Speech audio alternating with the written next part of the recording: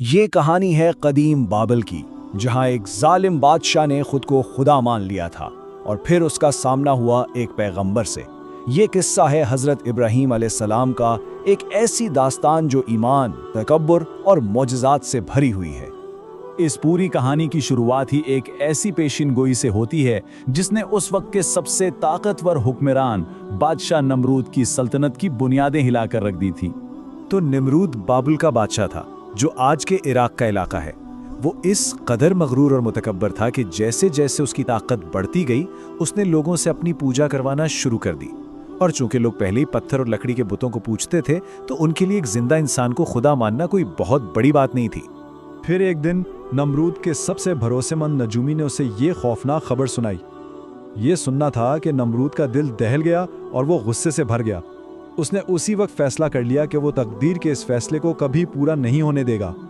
اپنے تخت کو بچانے کے جنون میں نمرود نے ایک ایسا حکم جاری کیا جس کا تصور بھی نہیں کیا جا سکتا۔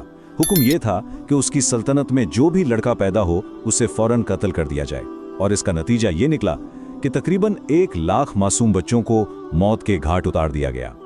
لیکن جو اللہ کو منظور ہو اسے کون ٹال سکتا ہے؟ اسی افراتفری کے عالم میں حضرت ابراہیم علیہ السلام کی والدہ اللہ کی خاص حفاظت میں تھیں۔ ان کے حمل کے کوئی آثار ظاہر نہیں ہوئے، اور یوں وہ نمرود کے سپاہیوں کے نظروں سے مکمل طور پر محفوظ رہیں۔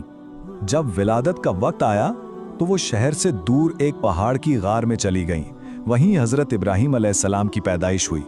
اپنی جان سے عزیز بچے کو وہیں چھوڑ کر، اس غار کا منہ بڑے بڑے پتھروں سے بند کر کے، وہ بھاری دل کے ساتھ شہر واپس آ گئیں۔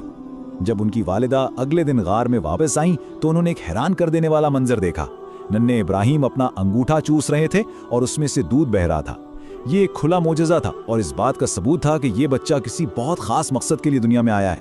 کئی سال اسی غار میں گزارنے کے بعد حضرت ابراہیم علیہ السلام واپس شہر آئے، اور آتے ہی ان کی پہلی آزمائش خود ان کے اپنے گھر سے شروع ہوئی، کیونکہ ان کا خاندان بت بنانے اور بیچنے کا کام کرتا تھا۔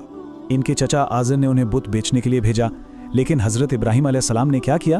انہوں نے ان بتوں کے گلے میں رسی ڈالی اور انہیں مٹی اور کیچڑ میں گھسیٹتے ہوئے لے گئے، اور ساتھ ساتھ بلند آواز سے لوگوں کو بتاتے رہے کہ یہ کتنے بے بس ہیں۔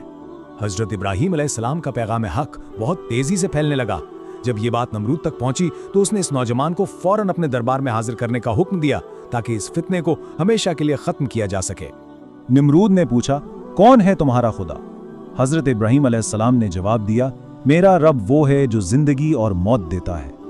یہ سن کر نمرود تکبر سے ہنسا اور بولا، یہ تو میں بھی کرتا ہوں، اور اسی وقت اس نے موت کی سزا پائے ایک قیدی کو آزاد کر دیا اور ایک بے گناہ شخص کو قتل کروا دیا۔ اس موقع پر حضرت ابراہیم علیہ السلام نے ایک ایسا سوال کیا جس نے نمرود کی ساری طاقت کا بھرم توڑ دیا۔ انہوں نے فرمایا، میرا خدا سورج کو مشرق سے نکالتا ہے، اگر تم خدا ہو تو اسے مغرب سے نکال کر دکھاؤ۔ اس سوال پر نمرود کے پاس کوئی جواب نہیں تھا۔ وہ بالکل خاموش اور شرمندہ ہو کر رہ گیا۔ دربار میں ایسی ذلت اٹھانے کے بعد نمرود بدلے کی آگ میں جل رہا تھا۔ وہ بس ایک موقع کی تلاش میں تھا کہ کب حضرت ابراہیم علیہ السلام کو ایسی سزا دے کہ وہ سب کے لیے عبرت کا نشان بن جائے، اور وہ موقع اسے بہت جلد مل گیا۔ ہوا یوں کہ شہر میں سالانہ تہوار کا دن تھا اور سب لوگ شہر سے باہر جشن منانے گئے ہوئے تھے۔ حضرت ابراہیم علیہ السلام ایک کلہاڑی لے کر ان کے سب سے بڑے مندر میں داخل ہوئے۔ وہاں انہوں نے ایک ایک کر کے سارے چھوٹے بت توڑ دیے، اور آخر میں وہ کلہاڑی سب سے بڑے بت کے کندھے پر رکھ کر وہاں سے چلے گئے۔ جب لوگ واپس آئے اور اپنے خداؤں کا یہ حال دیکھا تو غصے سے آگ بگولا ہو گئے۔ سیدھا حضرت ابراہیم علیہ السلام کو پکڑ کر لائے اور پوچھا، کیا یہ سب تم نے کیا ہے؟ آپ نے بڑے سکون سے جواب دیا، نہیں، یہ تو اس سب سے بڑے بت نے کیا ہے، اسی سے پوچھ لو اگر وہ بول سکتا ہے تو۔ یہ جواب سن کر سب لاجواب ہو۔ اب لوگوں کے پاس کوئی دلیل تو تھی نہیں، تو وہ طاقت پر اتر آئے۔ نمرود کے قاضی نے فوراً فیصلہ سنایا کہ اس گستاخی کی ایک ہی سزا ہے، ابراہیم کو زندہ جلا دیا جائے تاکہ آئندہ کوئی ایسی ہمت نہ کر سکے۔ ایک بہت بڑا الاؤ روشن کیا گیا۔ آگ اتنی شدید تھی کہ کوئی اس کے قریب تک نہیں جا سکتا تھا۔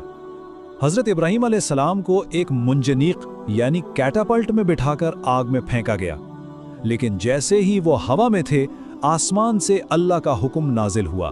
اللہ کے حکم سے وہ آگ جو ہر چیز کو جلا کر راکھ کر دیتی ہے، حضرت ابراہیم علیہ السلام کے لیے ٹھنڈی اور سلامتی والی بن گئی۔